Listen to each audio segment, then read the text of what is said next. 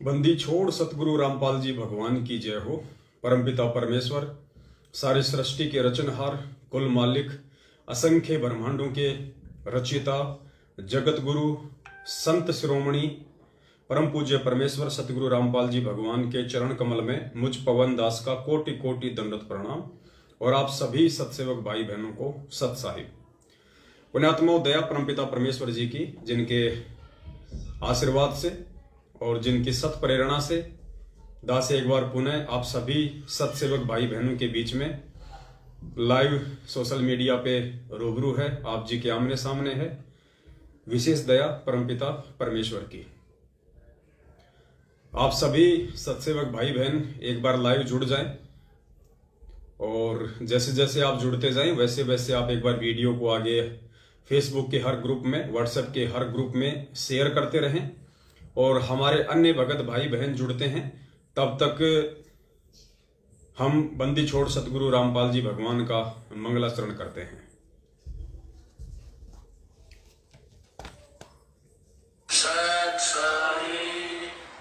बंदी छोड़ कबीर साहिब की जय। बंदी छोड़ गरीबदास जी महाराज की जय। स्वामी रामदेवानंद जी महाराज की जय। बंदी छोड़ सतगुरु रामपाल जी महाराज की जय। सर्व संतों की जय, सर्व भक्तों की जय, धर्मी पुरुषों की जय, श्री काशी धाम की जय, श्री चुड़ानी धाम की जय, श्री करोठा धाम की जय। सत नमो नमो सतपुर सगुण नमस्कार गुरु के नहीं। सुर नर मुनि जन साधवा संतों सर्वसुधि नहीं। सतगुरु साहेब संत सब डंडो तुम प्रणाम।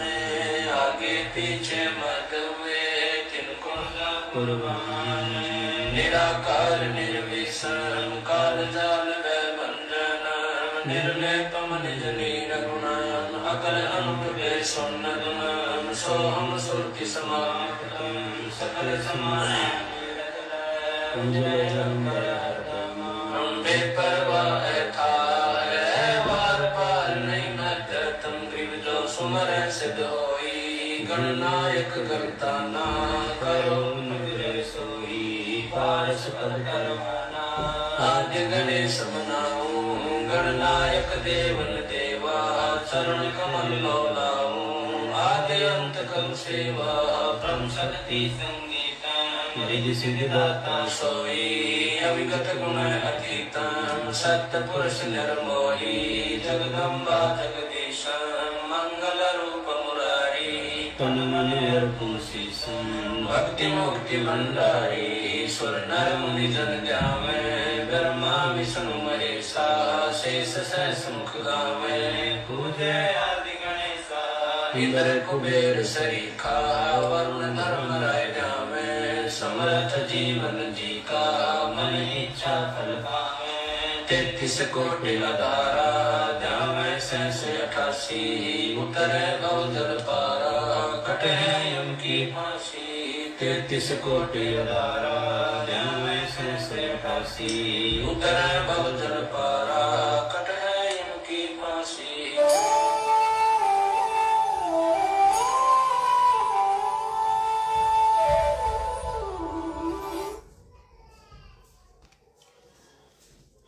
बंदी छोड़ सतगुरु रामपाल जी भगवान की जय हो। सत्साई भाई और बहनों, जो भी भाई बहन अभी जुड़े हैं, जुड़ते ही सबसे पहले यदि आपने वीडियो को शेयर नहीं किया है तो आप जी एक बार शेयर कर दें और दूसरी बार जब वीडियो लाइव एंड हो उसके बाद भी आप जी एक बार जरूर वीडियो को शेयर किया करें। और ज़्यादा लंबा वीडियो नहीं बनेगा क्योंकि ये छोटे छोटे वीडियो ही होंगे। हमारा जो लंबा वीडियो होता है वो केवल जब हम रात्रि के टाइम पे 8:30 बजे लाइव आते हैं वही हमारा वीडियो 2 से 3 घंटे का हुआ करेगा। बाकी परमपिता परमेश्वर जी के आशीर्वाद से किसी भी टॉपिक को लेके जब भी हम कभी दिन में लाइव आएंगे तो छोटा ही होगा वीडियो। तो छोटी छोटी शंकाएं थी जिनके समाधान के लिए परमपिता परमेश्वर जी आप और हम सभी सत्सेवक भाई बहनों को लाइव आने के लिए निमित्त बनाते हैं। और छोटी सी शंका ये थी एक भगत भाई की, जब दास ने आज से कुछ दिन पहले परमपिता परमेश्वर सतगुरु रामपाल जी भगवान का एक छोटा सा सत्संग आप लोगों के सामने पेश किया, जिसमें परमपिता परमेश्वर जी कह रहे थे कि भाई जो अपना पूजा स्थल है, जहां पे हम अपने घर पे गुरुदेव का दरबार लगा के रखते हैं, तीनों टाइम की आरती करते हैं, जहां बैठ के हम अपना सुमरण करते हैं, मंत्र करते हैं, दीपक लगाते हैं, उसे कहते हैं गुरुद्वारा। हमारा जो असली गुरुद्वारा है वो है हमारा घर, जहां पे हमने अपने गुरुदेव का जो है वो दरबार लगा रखा है। तो चाहे उसको दरबार कहिए, चाहे उसको दरबार साहिब कहिए, चाहे उसको गुरुद्वारा कहिए, चाहे उसको पूजा स्थल कहिए। तो पूज्य गुरुदेव जी ने कहा था कि जो आपका दरबार है, जो पूजा स्थल है, वहां केवल अपने एक परमात्मा, अपने इष्ट देव की ही फोटो रखनी है। और आगे चल के उसमें परमात्मा ने कहा कि आपने केवल अपने एक इष्ट, एक परमात्मा कबीर जी की ही फोटो रखनी है। तो दास ने तो परमपिता परमेश्वर के सत्संगों का निष्कर्ष निकाल के, उन्हीं के आशीर्वाद से, उन्हीं के द्वारा जो बुद्धि खोली गई है, उस आधार से भगत भाई बहनों से ये प्रार्थना की थी कि भाई हमारा जो इष्ट है हमारे पूज्य गुरुदेव जी हैं, क्योंकि ये कबीर परमात्मा की सत भक्ति है। और कबीर परमेश्वर की सत भक्ति में गुरु भी वे स्वयं होते हैं और इष्ट भी वे स्वयं ही होते हैं, क्योंकि खुद वे कबीर परमेश्वर ही यहां आके सतगुरु की या एक सच्चे गुरु की भूमिका निभाते हैं। और दूसरा कोई भी अपने द्वारा रची गई सृष्टि की यथार्थ जानकारी देने में सक्षम नहीं है। यहां पे कोई भी सतगुरु की या फिर तत्वदर्शी संत की भूमिका निभाने में समर्थ नहीं है। तो यहां पे जो इष्ट का जो नाम लिया है पूज्य गुरुदेव जी ने कि आपने अपने एक परमात्मा, अपने एक इष्ट कबीर जी का ही फोटो रखना है। पहले आप वो वीडियो सुन लीजिए परमात्मा का, जिसके लास्ट में कहा है गुरुदेव ने कि अपने एक परमात्मा, अपने इष्ट यानी कबीर जी का फोटो रखना है। तो कबीर जी कौन है, बस उसी टॉपिक पे थोड़ा सा वीडियो चलेगा।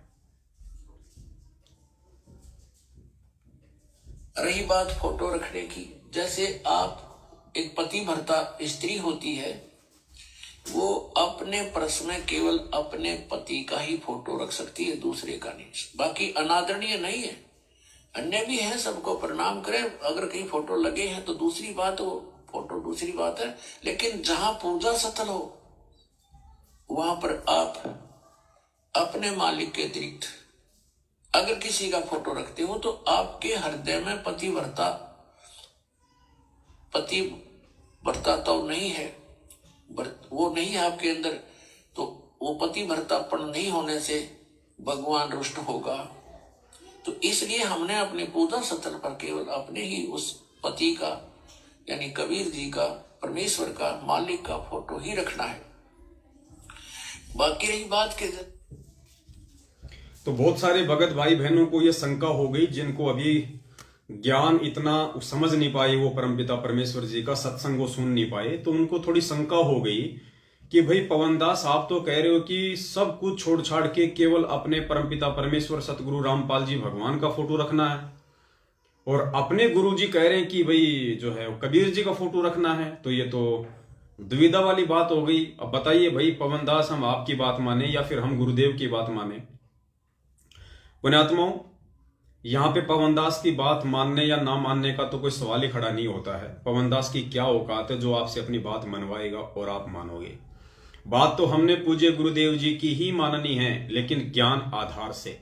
गुरुदेव के इन सत्संगों का निष्कर्ष निकाल के, इन सत्संगों का सार निकाल के बात हमने पूज्य गुरुदेव भगवान की ही रखनी है।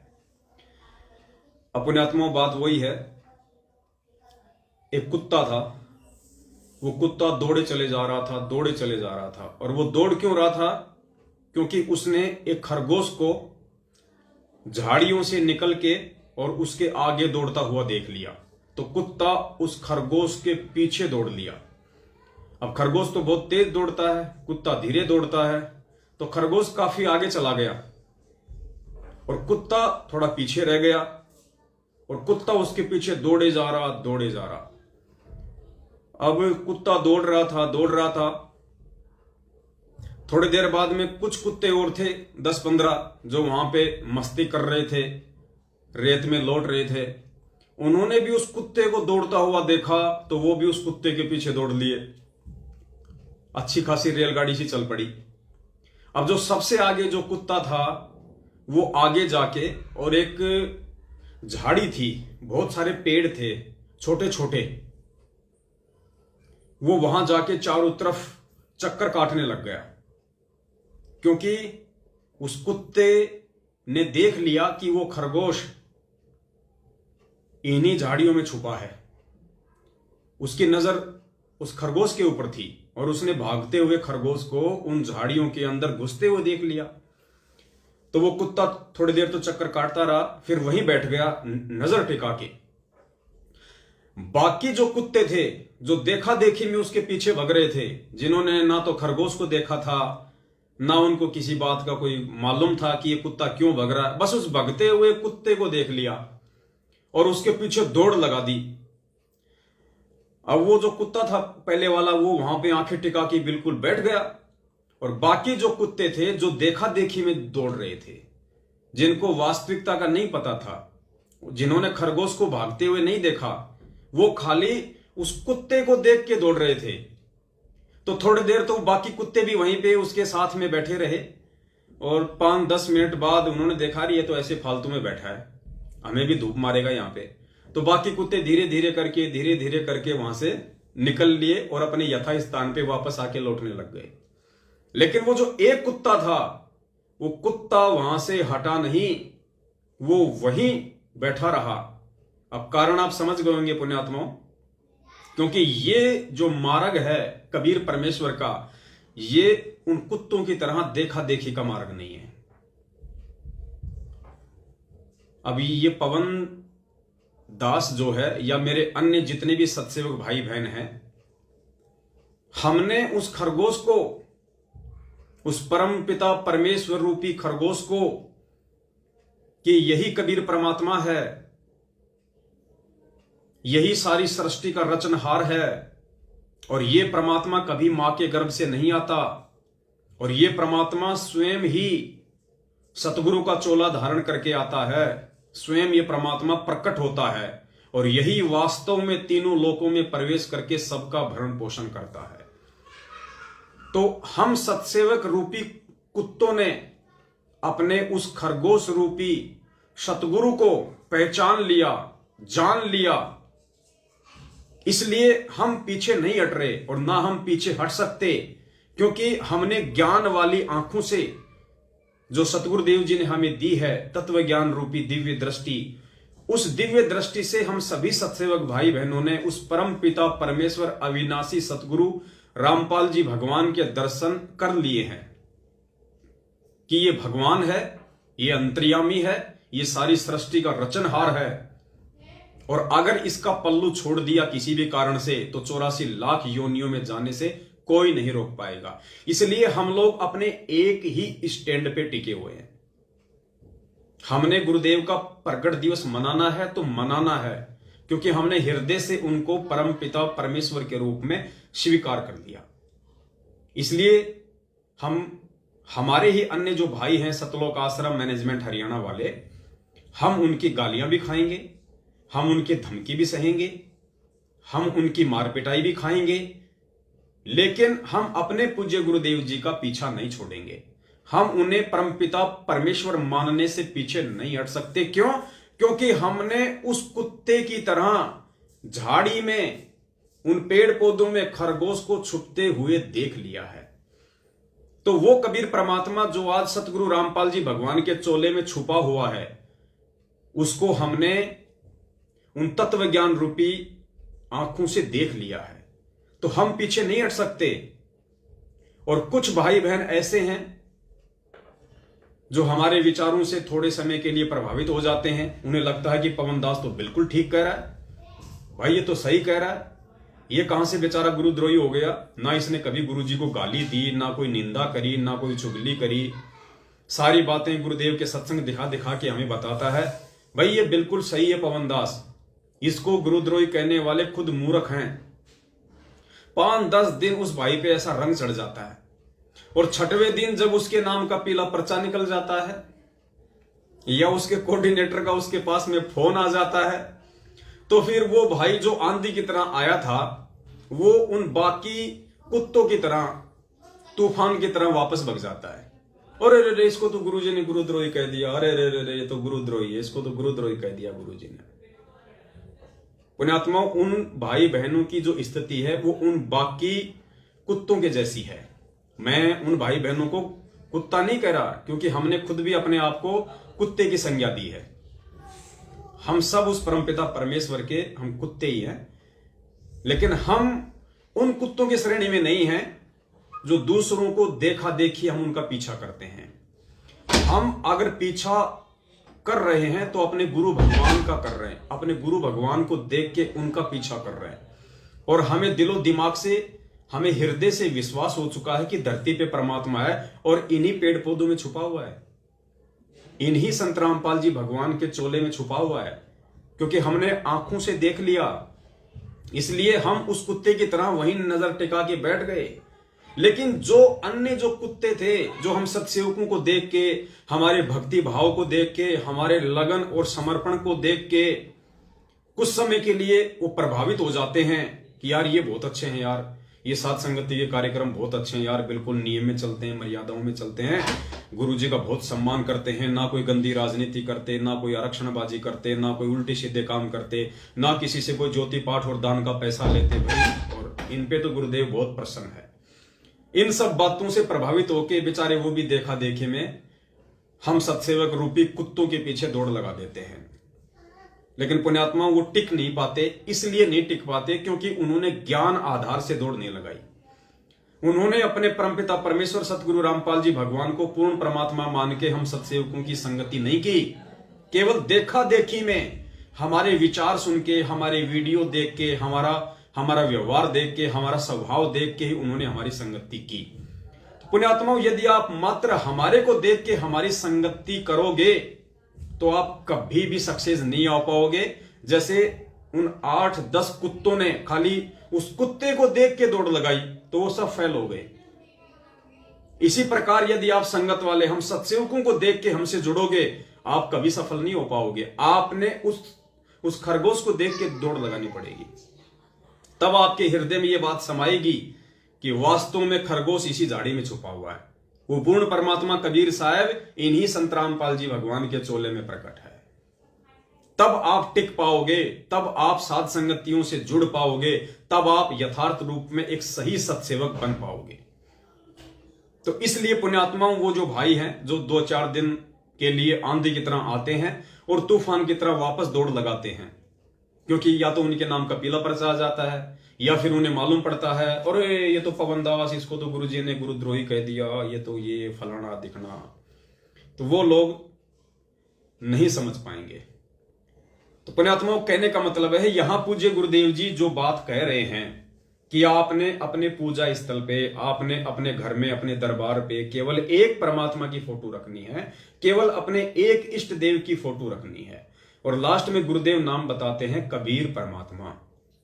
तो जो भाई बहन नए जुड़े हैं या जो 20-30 साल से जुड़े हुए हैं लेकिन जो ज्ञान को आधार नहीं बना पाए, गुरु को भगवान नहीं मान पाए, उनके मन में यह शंका हो जाती है कि जब गुरुजी कबीर जी का फोटो रखने के लिए कह रहे हैं दरबार में, पूजा स्थल में, तो पवन दास उस दाढ़ी मूंछ वाली फोटो, यानी जिसको हम कबीर भगवान कहते हैं, उसका फोटो वहां से हटाने की सलाह क्यों दे रहा है और गुरुजी की फोटो रखने की सलाह क्यों दे रहा है? गुरुजी थोड़े ना हमारे इष्ट देव हैं, हमारे इष्ट देव तो दाढ़ी मूंछ वाले कबीर भगवान हैं।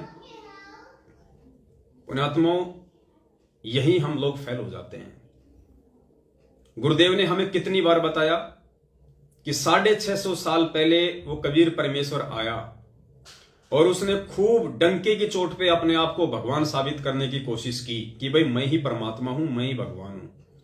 सुन रामानंद राम हम बावन नरसिंह, और गरीबदास तेरे रूप बिना और न दूजा अंग, ऐसी कुछ वाणी है मालिक की। और भी कहा परमात्मा ने उस समय अपने आप को परमात्मा साबित करते हुए, हम ही अलग अल्लाह हैं, कुतुब गोस और पीर, और भी बहुत सारी कही। सुन स्वामी राम हम बावन नरसिंह, पता नहीं कितनी वाणियां बोली उस समय परमात्मा ने 650 साल पहले कि भैया मैं ही कबीर हूं, मैं ही परमात्मा हूं। मैं ही सारी सृष्टि का रचनहार हूं। लेकिन उसके बाद भी 64 लाख में से एक ने भी उनको परमात्मा के रूप में स्वीकार नहीं किया। और आज वो कबीर परमात्मा स्वयं संत रामपाल जी भगवान का रूप धारण करके अपने ही 650 साल पहले वाले रूप को भगवान साबित कर रहे हैं। पुण्यात्माओं, ये नियम है यहां का, ये विधान है यहां का। आज यदि गुरुजी भी, संत रामपाल जी भगवान भी 650 साल पहले की तरह अगर अपने आप को भगवान कहते, अपने आप को सीधे शब्दों में कबीर परमेश्वर कहते, तो पुण्यात्माओं आप और हम बिल्कुल भी स्वीकार नहीं करते। इसलिए सतगुरुदेव जी ने उस फोटो का सहारा लेना पड़ा, दाढ़ी मूंछ वाले का, कि भाई ये हैं कबीर परमात्मा, ये हैं कबीर भगवान। मतलब खुद भगवान होते हुए संत रामपाल जी भगवान ने अपने आप को छुपाया रखा। सन 1994 से अपने आप को छुपा के रखा। और एक दाढ़ी मूंछ वाली फोटो जो कि काल्पनिक है, जो वास्तविक नहीं है, हाथ से बनाया हुआ एक चित्र है, उसको उन्होंने भगवान के रूप में पेश किया ताकि हम, आप और हम जितने भी मंदबुद्धि जीव हैं, हम उस फोटो के आधार से हम कबीर जी को तो भगवान के रूप में स्वीकार कर लें। क्योंकि उससे पहले तो हम ब्रह्मा विष्णु महेश देवी दुर्गा के ही पीछे लगे हुए थे। इसलिए उस दाढ़ी मूंछ वाली फोटो का सहारा लेना, उस फोटो को कबीर भगवान के रूप में आप और हमारे सामने पेश करना गुरुजी के लिए जरूरी था। ये गुरुजी की मजबूरी कह लीजिए या फिर जरूरी कह लीजिए, क्योंकि अपने आप को गुरुजी भगवान कह नहीं सकते। अगर वो कहें तो हम मानेंगे नहीं, और अगर दाढ़ी मूंछ वाली फोटो ना दिखाएं तो हम कबीर जी को भगवान मानने को तैयार नहीं, कि भाई जिसकी फोटो ही नहीं है, हमें क्या पता वो कौन था, कैसा है, कैसा नहीं होगा। इसलिए गुरुदेव ने उस फोटो का सहारा लिया। अब पुण्यात्माओं, जब खुद वो कबीर परमात्मा संत रामपाल जी भगवान के रूप में आके अपने ही 650 साल पहले वाले रूप को भगवान साबित कर रहा है, तो संत रामपाल जी को तो भगवान मानने का सवाल कोई पैदा नहीं होता। क्योंकि सारी संगत की जो सोच है, दृष्टि है, वो भगवान के रूप में, परमात्मा के रूप में तो दाढ़ी मूंछ वाली फोटो के ऊपर टिक के रह गई। तो संत रामपाल जी महाराज जी को भगवान कौन माने? और संत रामपाल जी महाराज जी कहें मैं भगवान हूं, तो कोई मानने को तैयार नहीं। इसलिए पुण्यात्माओं, ये जो सेवा है, ये जो ड्यूटी है, ये संत रामपाल जी भगवान ने अपने आप को कबीर परमात्मा घोषित करने के लिए, साबित करने के लिए आप और हम जैसे तुच्छ सत्सेवकों को निमित्त बनाया, जो उनके द्वारा दी हुई सद्बुद्धि का उपयोग करते हुए, उन्हीं के द्वारा किए हुए अनमोल सत्संगों को आधार बना के आज आप और हम सभी भगत भाई बहन अपने अन्य भगत भाई बहनों को समझाने का प्रयास कर रहे हैं कि भैया कबीर को भगवान साबित करने वाला खुद कौन होगा। क्या आज से पहले किसी ने कबीर जी को भगवान साबित किया? कबीर जी को भगवान माना? नहीं माना। तो जो आज कलयुग की पिछली पीढ़ी में कबीर जी को भगवान कह रहा है, वेदों से, शास्त्रों से उनको प्रमाणित कर रहा है, तो कबीर जी को कबीर परमात्मा साबित करने वाला संत रामपाल जी भगवान खुद कौन है? इस बात पे तुम्हारा ध्यान क्यों नहीं जाता? क्योंकि कबीर जी को तो खुद कबीर जी ही परमात्मा साबित कर सकते हैं, परमात्मा साबित कर सकते हैं, दूसरा कोई भी उनके विषय में नहीं बता सकता। इसलिए पूज्य गुरुदेव जी अपने इस सत्संग में जो कह रहे हैं कि जो आपका पूजा स्थल है, जो आपका दरबार है, वहां पे केवल एक परमात्मा, एक इष्ट परमात्मा अर्थात कबीर जी का ही फोटो रखना चाहिए, वरना आप पतिव्रता आत्मा नहीं कहलाओगी और परमात्मा आपसे दूर रहेगा। अब पुण्यात्माओं, इस बात को हमने समझना है कि वो हमारा इष्ट एक कौन है। अगर एक की फोटो रखनी है पुण्यात्माओं, गुरुदेव ने क्या कहा, केवल एक अपने इष्ट देव की ही फोटो रखनी है जहां पे अपना पूजा स्थल है। तो पुण्यात्माओं, फिर हम दो फोटो क्यों रख रहे हैं? जब एक ही फोटो रखने का आदेश है तो हम दो फोटो क्यों रख रहे हैं? हम वो गुरु गोविंद वाली फोटो क्यों रख रहे हैं, जिसमें ऊपर की तरफ तो दाढ़ी मूंछ वाले जिनको आप कहते हैं कबीर परमात्मा, और नीचे संत रामपाल जी भगवान। जब गुरु जी का स्पष्ट आदेश है कि पूजा स्थल पे केवल एक फोटो रखनी है अपने इष्ट की, अपने परमात्मा की, और नाम बता दिया गुरु जी ने क्या, कबीर परमात्मा, तो फिर संत रामपाल जी भगवान की फोटो संगत पूजा स्थल पे क्यों रखती है? पुण्यात्माओं, ये विचार करना पड़ेगा। जब गुरु जी का आदेश केवल एक फोटो रखने का है तो दो फोटो नहीं रख सकते। अब दो में से कौन सी फोटो रखनी है ये निर्णय करेगी आपकी बुद्धि। यदि आपने गुरुदेव के सत्संग ध्यान से सुने हैं तो ये आपकी बुद्धि काम करेगी यहां पे कि आपने कौन सा फोटो रखना है। अगर आपने एक फोटो रखने के चक्कर में अगर अपने पूज्य गुरुदेव का फोटो हटा दिया तो भी आप मार खा जाओगे। क्यों? क्योंकि खुद पूज्य गुरुदेव जी कहते हैं कि गुरु बड़े हैं गोविंद से, और मन में देख विचार हरि सुमरे सो रह गए, और गुरु भजे होए पार। अगर गुरु जी का फोटो हटा दिया तो हम मार खा जाएंगे, क्योंकि गुरु को तो भगवान से भी बड़ा बताया है। और अगर हमने दाढ़ी मूंछ वाली फोटो को हटा दिया तो भी आपके मन में शंका पैदा हो जाएगी बिना ज्ञान के कि गुरुजी तो खुद कह रहे हैं कि भैया पूजा स्थल पे केवल कबीर परमात्मा की फोटो रखनी है, और अगर हमने कबीर परमात्मा की फोटो हटा दी तो हम तो अपने गुरुदेव की आज्ञा का उल्लंघन कर रहे हैं, तो भी हम मार खा जाएंगे। और अगर दोनों फोटो रख ली तो भी पूज्य गुरुदेव जी की आज्ञा की अवहेलना हो रही है, क्योंकि गुरुदेव ने तो एक ही फोटो रखने के लिए कहा है। तो पुण्यात्माओं, ऐसी धर्म संकट की स्थिति में पूज्य गुरुदेव जी का सत्संग ही एकमात्र आधार बनेगा। और परमात्मा कहते हैं, हमें पूज्य गुरुदेव जी ने गीता जी अध्याय नंबर 2 श्लोक नंबर 53 में पढ़ाया कि अर्जुन, जब तक तरह तरह के विचार सुन सुन के तेरी बुद्धि एकाग्रचित नहीं हो पाएगी, जब तक तू एक परमात्मा को नहीं चुन लेगा, और जब तक तू इस ज्ञान को आधार बना के अपना एक डिसीजन नहीं कर लेगा कि क्या भक्ति सही है और कौन भगवान सही है, तब तक तो तू भगत की श्रेणी में भी नहीं है, तू योगी भी नहीं है।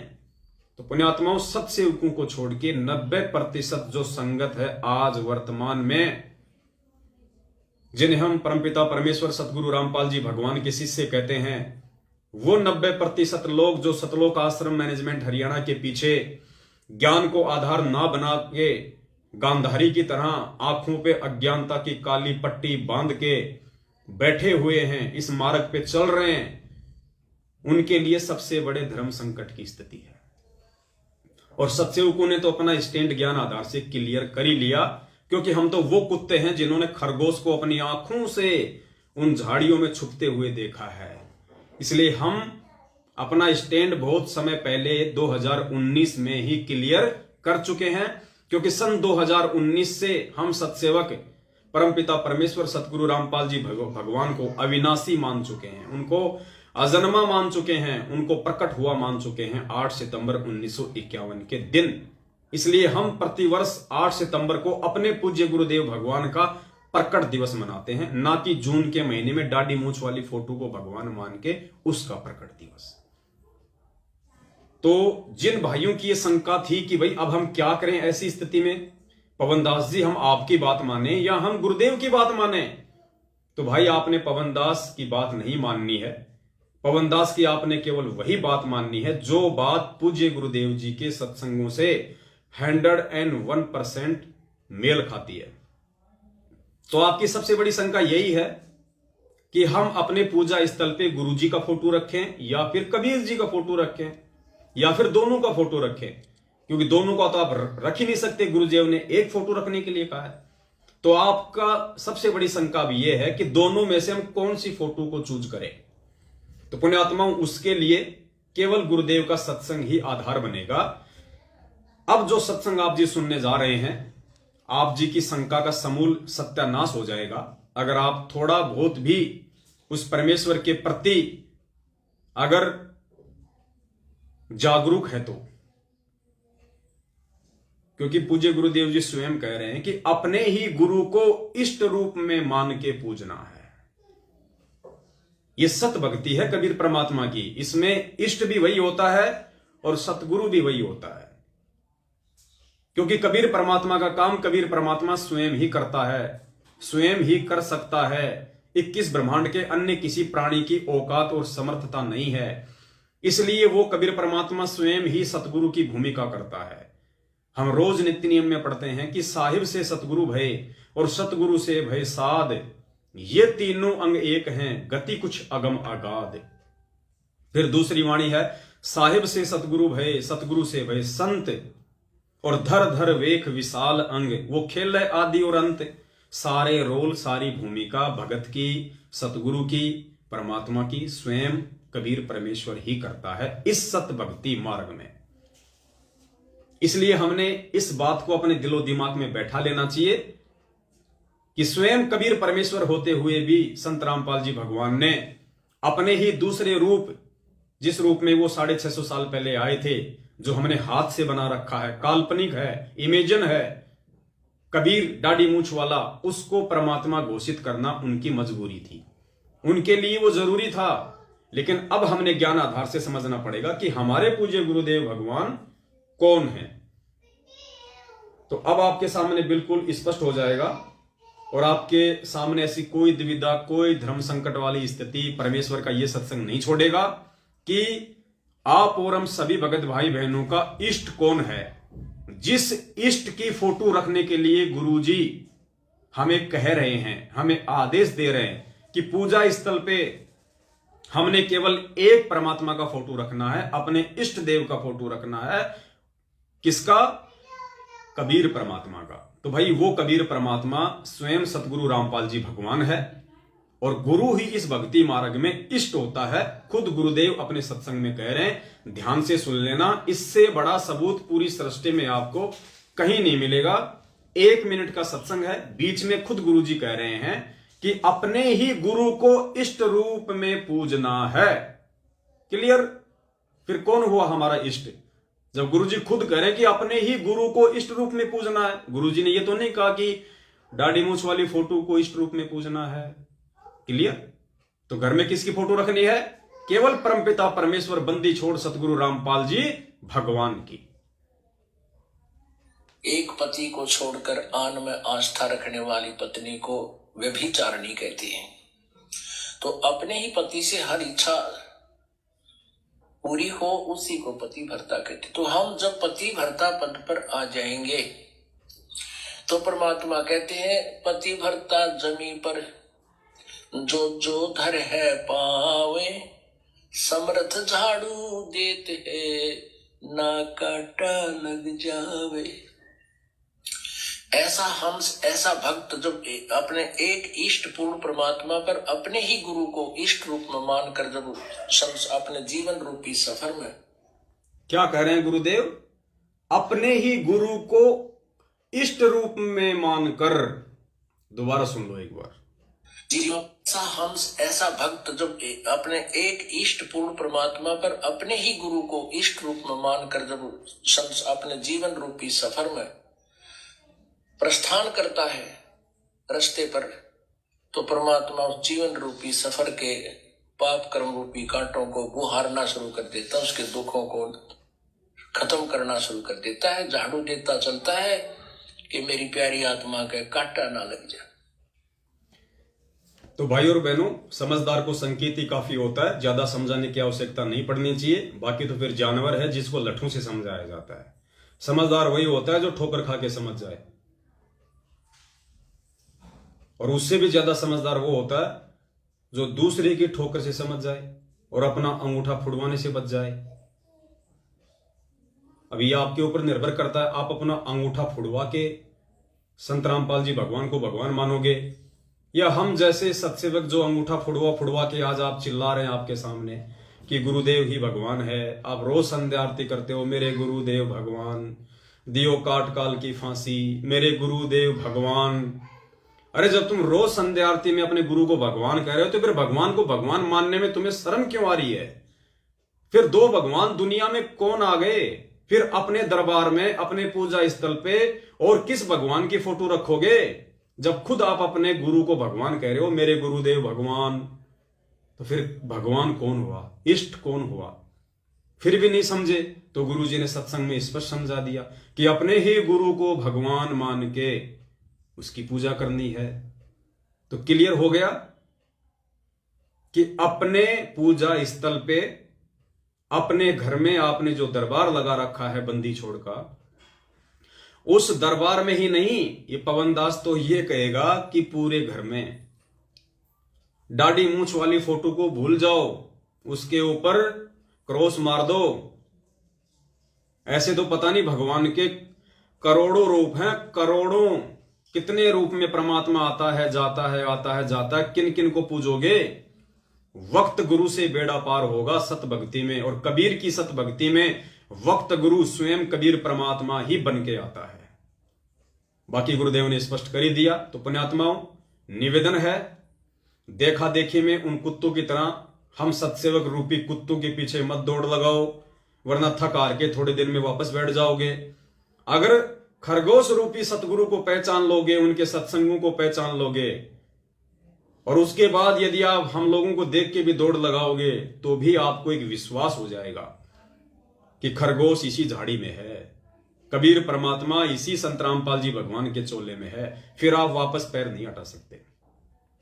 एक छोटी सी शंका थी भगत भाई की, तो परमेश्वर ने दास को सत प्रेरणा की कि बेटा, शंका एक की होती है और समाधान हजारों का, लाखों का हो जाता है। सोशल मीडिया मैंने तेरे को ये प्लेटफॉर्म दे ही रखा है, लाखों तक तू अपनी बात पहुंचा सकता है। तो पुण्यात्मा, हम तो सतगुरु आशीर्वाद का, और सतगुरु ने हमें जो टेक्नोलॉजी दी है, इसका हम तो भरपूर फायदा उठा रहे हैं। और जैसा कि आप सभी को पता है, कल 23 अक्टूबर है और कल भारत देश में 2 जगह सात संगति के कार्यक्रम है। एड्रेस ऊपर दिया हुआ है। सबसे पहली सात संगति है उत्तराखंड में, जहां पे उत्तराखंड की राजधानी है देहरादून। देहरादून से जब हम ऋषिकेश की तरफ चलेंगे, तो देहरादून और ऋषिकेश के बीच में एक जगह है रानी पोखरी। रानी पोखरी, जहां पे देहरादून का जोली ग्रांट एयरपोर्ट है, वहीं पे रानी पोखरी गांव है। रानी पोखरी गांव में एक सैनिक बस्ती है। सैनिक बस्ती में एक परमात्मा का बच्चा रहता है, नाम है प्रदीप दास उर्फ प्रदीप राणा। आर्मी से रिटायरमेंट है, उसके नाम का पीला पर्चा निकल चुका है, और जिसके नाम का पीला पर्चा निकल गया, समझो उसको परमात्मा ने सतलोक के लिए साइन कर दिया। उसको परमेश्वर ने अपॉइंटमेंट कर दिया सतलोक के लिए, कलयुग की पिछली पीढ़ी में, जिसका गुरुद्रोही के नाम से पीला पर्चा निकल गया। लेकिन ध्यान रखना, पीले पर्चे कुछ ऐसे लोगों के भी निकल रहे हैं जो वास्तव में गुरु को भगवान नहीं मानते। तो आपने ऐसे लोगों से बच के रहना है। और रानी पोखरी में जाके कल शाम के 7:30 बजे वहां पे बंदी छोड़ सतगुरु रामपाल जी भगवान को भोग लगेगा। 42 मिनट की आरती के साथ में सात संगति होगी, सत्संग होगा, और यज्ञ से बचा हुआ भोजन खाने से हमारे जन्म जन्मांतरों के पाप कर्मों का नाश होगा। तो उत्तराखंड और आसपास के जितने भी भगत भाई बहन हैं, वहां जाने का प्रयास करें। ऊपर मैसेज में भगत प्रदीप दास जी के नंबर हैं, पूरा एड्रेस है। दूसरी साध संगति है गुजरात में। गुजरात में एड्रेस है प्रतापा पार्क सोसाइटी, बरूमाल रोड, तहसील है धर्मपुर, जिला है वलसाड। वहां पे भगत हरि किशन दास जी हैं, भगत सुशील दास जी हैं, और भगत सुधीर दास जी हैं। वहां भी कल 23 अक्टूबर को शाम को 7, 7:30 बजे ही बंदी छोड़ सतगुरु रामपाल जी भगवान को भोग लगेगा। 42 मिनट की आरती के साथ में फिर सत्संग होगा और फिर भंडारा होगा। उसके बाद में दीपावली के दिन लगातार 2 दिन सभी के लिए, अगर कोई देश विदेश से आना चाहे, जैसी उनको परमात्मा उनको प्रेरणा करे, राजस्थान के जयपुर में राजस्थान के सभी सत्सेवक भाई बहन मिलके दीपावली पर 2 दिन का सात संगति और धर्म भंडारे का प्रोग्राम रखवा रहे हैं। दिनांक 4 नवंबर और 5 नवंबर को। 4 नवंबर रात्रि 7 बजे परमेश्वर को भोग लगेगा, फिर सत्संग होगा, भंडारा होगा, सात संगति होगी। दूसरे दिन भगत भाई बहन आराम करें। फिर दूसरे दिन यानी 5 तारीख को शाम को 7 बजे बंदी छोड़ को फिर भोग लगेगा, फिर सात संगति होगी, भंडारा होगा। और जो दूर दराज से आने वाले भगत भाई बहन हैं, वो चाहें तो वो 3 तारीख को भी आ सकते हैं। रहने खाने की बंदी छोड़ के दया से सारी व्यवस्था रहेगी। कहीं कोई दिक्कत नहीं है। आराम से हम भगत भाई बहन मिलेंगे, हरी चर्चा करेंगे, एक दूसरे के विचारों से परिचित होंगे। आगे हमने किस प्रकार से परमपिता परमेश्वर सतगुरु रामपाल जी भगवान के सत भक्ति मार्ग और मिशन को आगे बढ़ाना है। और तब तक जो भक्ति बोध पुस्तक है वो भी छप के आ जाएगी। वैसे तो आ चुकी है परमपिता परमेश्वर जी के आशीर्वाद से।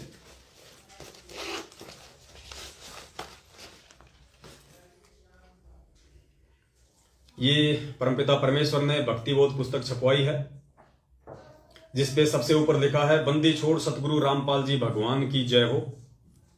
पवित्र भक्ति बोध पुस्तक है, बाकी सेम वही है। अंदर सबसे पहले बंदी छोड़ सतगुरु रामपाल जी भगवान का फोटो है और लिखा भी यही हुआ है, बंदी छोड़ सतगुरु रामपाल जी भगवान की जय। नीचे उसी बंदी छोड़ सतगुरु रामपाल जी भगवान के जो अन्य रूप हैं, 650 साल पहले वाला, गरीबदास जी वाला, और परमपिता परमेश्वर सतगुरु रामपाल जी भगवान ने 17 फरवरी 1988 को अपना एक मुंह बोला गुरु बनाया, जैसा कि 650 साल पहले कबीर जी ने रामानंद जी को बनाया। उनका फोटो है, उन महापुरुष का फोटो है। और उसके बाद में तीनों समय की आरती है, सारा सब कुछ वही है, भोग की आरती है। और सबसे लास्ट में परमात्मा ने एक चीज और इसमें ऐड करवा दी, वो ऐड करवाई है नियम। जो प्रथम नाम दीक्षा के समय जो नियम होते हैं, वो परमपिता परमेश्वर ने सारे के सारे नियम यहां पे ऐड करवा दिए हैं। क्योंकि बहुत सारे भगत भाई बहनों को ये चिंता होती थी कि भगत जी नियम क्या है, नियम क्या है। तो ये भक्ति बोध पुस्तक, और पीछे सतलोक आश्रम बरवाला की फोटो है और वहां का एड्रेस है।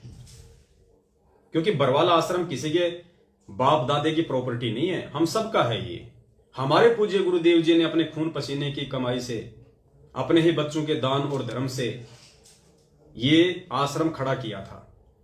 तो ये आश्रम किसी सतलोक आश्रम मैनेजमेंट हरियाणा का नहीं है और ना उनके बाप दादाओं की कोई पर्सनल प्रॉपर्टी है। ये हमारे पूज्य गुरुदेव जी की अमानत है। इसलिए सतलोक आश्रम बरवाला का फोटो और नाम और एड्रेस। तो भक्ति बोध पुस्तक छप के आ गई है। 12 रुपए इसकी कॉस्ट पड़ी है। भगत भाई बहनों को मात्र 10 रुपए में दी जाएगी। साथ में जो पैम्पलेट हैं परमपिता परमेश्वर के आशीर्वाद से, वो भी छप के आ जाएंगे। तो आप जिस सेवा के लिए पैम्पलेट भी लेके जाएं, भक्ति बोध भी लेके जाएं अपने लिए, और मेमोरी कार्ड भी लेके जाएं।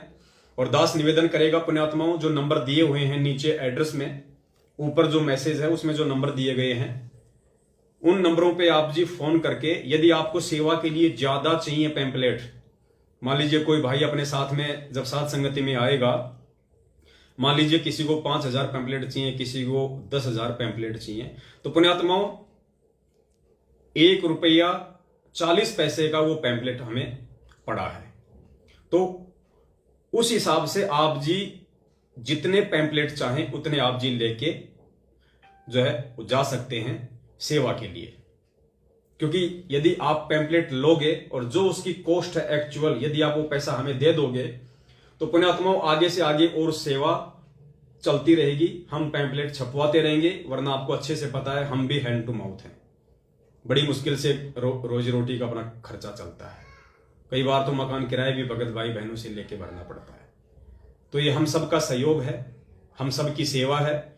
तो जिस भाई को जितने चाहिए उतना वो पहले ही नोट करवा दे, ताकि यदि अगर क्वांटिटी अगर थोड़ी है तो हम समय रहते दीपावली से पहले पहले और छपवा लेंगे। फिलहाल हमने ये 50,000 छपवाए, 2,000 भक्ति बोध छपवाई है। तो आप जियों को जितने पैम्पलेट चाहिए और जितनी भक्ति बोध चाहिए, उस हिसाब से आप जी जो नंबर दिए गए हैं जयपुर वाले समागम के, उन पे आप जी फोन करके अपनी एंट्री करवा दें, अपना नाम, अपना मोबाइल नंबर, और आपको कितने पैम्पलेट चाहिए, कितनी आपको जो है ये भक्ति बोध चाहिए। तो उसी हिसाब से हम लोग मंगवा के रेडी रखेंगे। और दूसरी बात, दास बार बार कहता है, दास एक बार फिर से अपने भाई बहनों से, माताओं से, बच्चों से ये निवेदन करना चाहेगा कि पुण्यात्माओं, परमपिता परमेश्वर ने 8.5 अरब की जनसंख्या में से अपने 20 लाख भक्तों को चुना।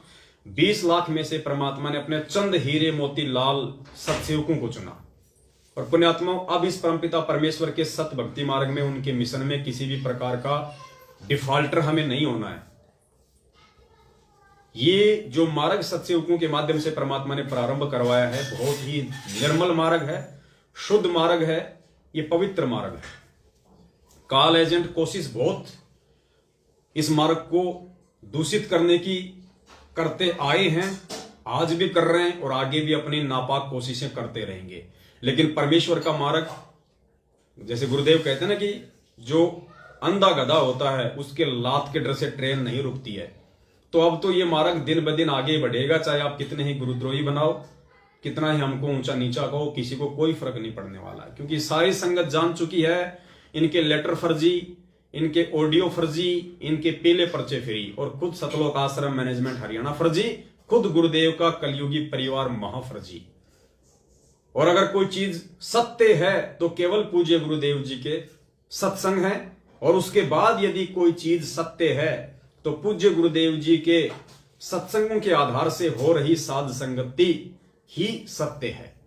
तो सबकी आंखें खुल चुकी हैं। 7 साल से उन्होंने मैनेजमेंट की भी संगति करके देख ली, अपने हार्ड गोडे अच्छे से तोड़वा के देख लिए, ज्योति पाठ और दान का पैसा खूब दे के देख लिया, इशार की तारीखों पे जा जाके अपने घुटने तोड़ के देख लिए, किसी को कोई लाभ नहीं है, जैसे थे वैसे के वैसे हैं। तो अब लोग मजबूरन जिसको भक्ति करनी होगी, जो अच्छी आत्मा होगी, वो तो सत्सेवकों के साथ में ज्ञान आधार से जुड़ जाएगी, और जो निकम्मी आत्मा होंगी, जिनके भक्ति संस्कार कमजोर होंगे, वो मैनेजमेंट की संगति करते करते, और मैनेजमेंट की संगति का मतलब है सबसे पहले अपनी मर्यादा तोड़ना।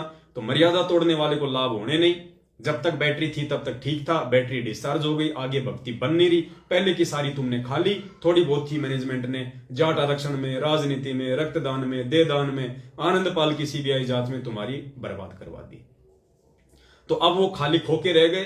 अब वो उन खाली खोकों में अगर थोड़ी बहुत भी सद्बुद्धि होगी, तब तो वो अपने जाने अनजाने की तमाम गलतियों की समायाचना करके बंदी छोड़ सतगुरु रामपाल जी भगवान से सत्सेवकों के साथ जुड़ के वापस अपना मटका भक्ति से भरना शुरू कर देंगे।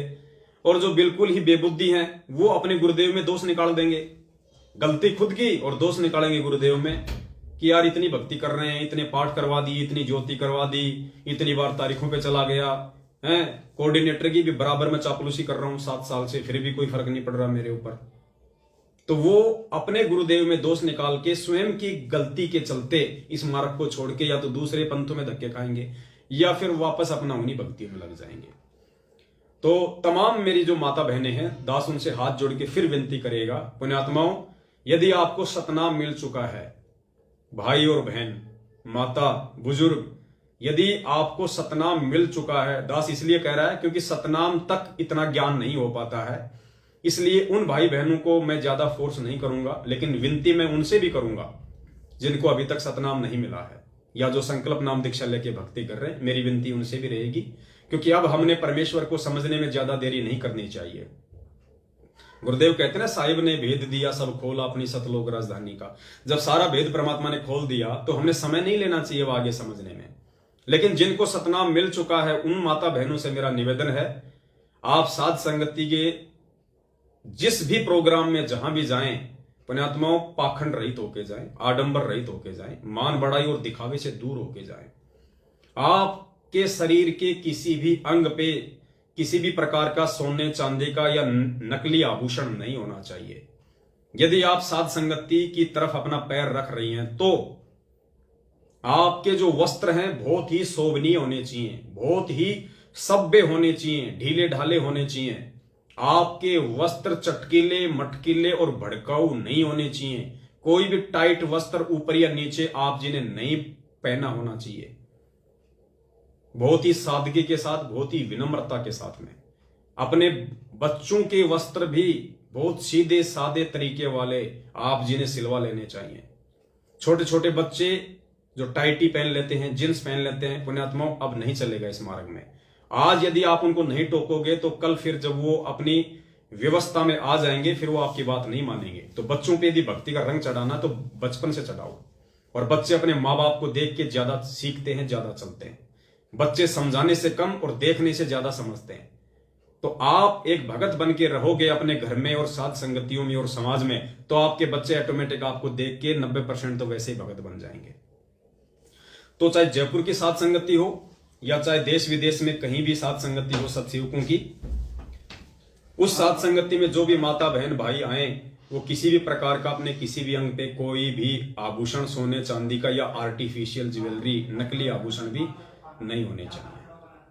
शोभनीय वस्त्र हों, ढीले ढाले वस्त्र हों, जैसा कि दास बार बार जिक्र करता है, बहुत ही सादगीपूर्ण तरीके से, वरना हम परमपिता परमेश्वर के दोषी हो जाएंगे। हालांकि यदि आप सोना पहन के भी आ गई तो हम आपको रोकेंगे नहीं, लेकिन पुण्यात्मा परमेश्वर आपको हृदय से उस साथ संगति में स्वीकार नहीं करेगा।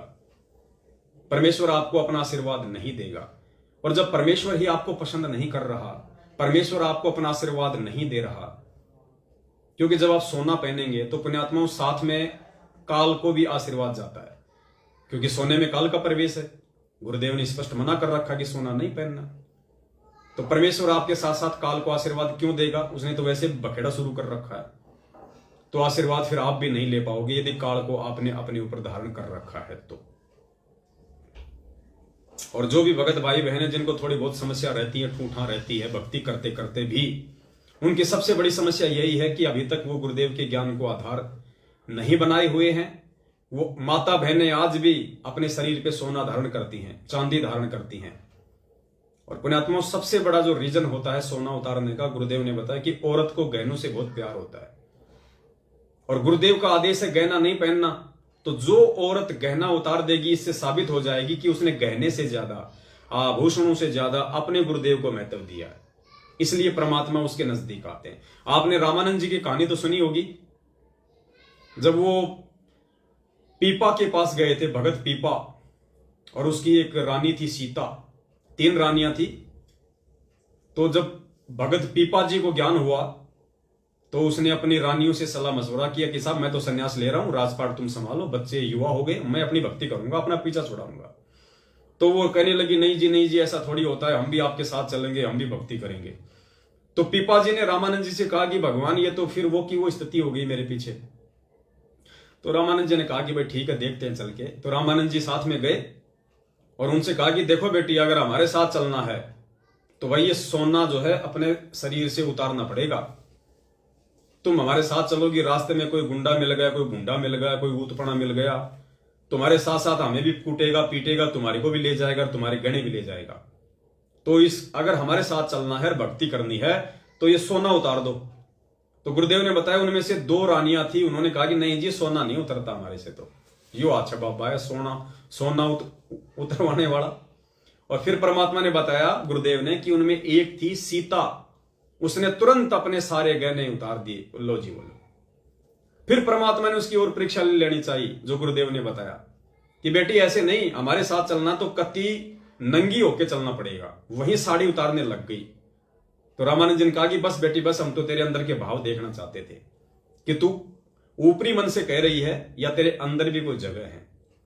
तो पुण्यात्माओं, यदि आप साथ संगति में आना चाहते हैं और कहीं आप ये सोचो कि भाई जयपुर जाएंगे या दूसरी जगह जाएंगे, खाली साथ संगति में सोना उतार दो, घर आके वापस पहन लेंगे, पुण्यात्माओं वो अंतर्यामी भगवान है। आप साथ संगति में तो अपने आप को बहुत अच्छी माता बहन साबित कर दोगी, लेकिन बंदी छोड़ की नजरों में तो आप वैसी की वैसी रही। फिर फायदा क्या हुआ? हमें दिखा के क्या करना है, क्या मिल जाएगा आपको? अगर एक अच्छी भगत बन के, एक अच्छी बहन माता बन के दिखाना है तो अपने बंदी छोड़ को अपने गुरु भगवान को दिखाओ। गुरु जी कहते हैं जो पतिव्रता औरत होती है, चाहे आध्यात्मिक दृष्टि में हो चाहे सामाजिक दृष्टि में हो, वो अपने घर और बाहर एक जैसी रहती है। अपने घर और बाहर वो एक जैसी रहती है, उसमें कोई बदलाव नहीं आता। उसे कहते हैं असली पतिव्रता। तो दास का निवेदन था, और जो भाई हैं भाइयों से भी दास का निवेदन है, यदि आप टी शर्ट वगैरह पहनते हैं तो ज्यादा टाइट टी शर्ट पहन के नहीं आनी है, छोटी बाजू की टी शर्ट वगैरह नहीं पहननी है भाई। या तो अपना कुर्ता पजामा सिमा लो दास की तरह, या अपना पैंट शर्ट पहनो, अपना ट्राउजर पहनो, ढीले ढाले पहनो। जींस वगैरह हमने बिल्कुल नहीं पहननी है। लोअर वगैरह पहन के आ जाते हैं बहुत सारे भाई बहन। पुण्यात्माओं, हम भगत हैं, साथ संगति में सत्संग में हमारी माँ भी आती है, हमारी बहन भी आती है। हमने लोअर पे पहनना तो ढीला ढाला पहनो, टाइट लोअर नहीं पहनना जैसा कि आजकल मार्केट में चल रहे हैं। हमको यदि गुरुदेव ने भगत बनाया तो हमने भी भगत बन के दिखाना होगा। भगत के असली जो आभूषण हैं वो शील, संतोष, विवेक, दया, अक्षमा, परोपकार, निस्वार्थ, परमार्थ, ये बताए हमें गुरुदेव ने। चाल चलन व्यवहार बोलचाल उसका चरित्र, ये है असली हमारे आभूषण, हमारे गुण। तो हमने वो धारण करने पड़ेंगे, चाहे आज कर लो चाहे कल कर लो, शुरुआत तो करनी पड़ेगी अगर भगत बनना है तो। और भगत ही नहीं बने तो फिर सतलोक कहां चले जाएंगे। तो दास की इतनी सी विनती थी, इतना सा दास का निवेदन था, जो आप जियों के सामने दास परमपिता परमेश्वर सतगुरु रामपाल जी भगवान की सत प्रेरणा से सामने हाजिर हुआ। आगे आप कुछ समझदार हैं, दास की सेवा केवल आप जियों तक संदेशा पहुंचाने की है। आगे परमपिता परमेश्वर जैसा भी निर्देशित करेंगे दास आपके सामने लाइव हाजिर होगा। बाकी कल 2 सात संगति हैं, जितने भी भगत भाई बहन मुझे सुन पा रहे हैं, अगर समय मिले तो आप जरूर वहां पे शामिल हों, परमेश्वर का आशीर्वाद प्राप्त करें, क्योंकि परमेश्वर का विधान है जहां भी सात संगति होगी वहां परमेश्वर किसी न किसी रूप में अवश्य पूछता है, ये उनका विधान है अपने बच्चों को आशीर्वाद देने के लिए। तो ऐसा मौका कौन चुकेगा? कोई नालायक होगा वो चुकेगा, अगर आसपास में है तो ठीक है, आप ज्यादा दूर है किसी काम से नहीं जा पा रहे तो एक बात अलग है। यदि आप आसपास में 100 200 300 किलोमीटर है फिर भी आप यदि आलस्य कर रहे हैं, नहीं जा पा रहे हैं, तो फिर आप जैसा नालायक फिर कौन होगा। बंदी छोड़ सतगुरु रामपाल जी भगवान की जय हो। सत साहिब। जिसके सिर पर कृपा गुरु की, वो दुख कैसे आएगा। जिसके सिर पर कृपा गुरु की, वो दुख कैसे पाएगा। नाम गुरु जी का जप लेगा, नाम गुरु जी का जप लेगा, जीवन सफल बनाएगा। जिसके सिर पर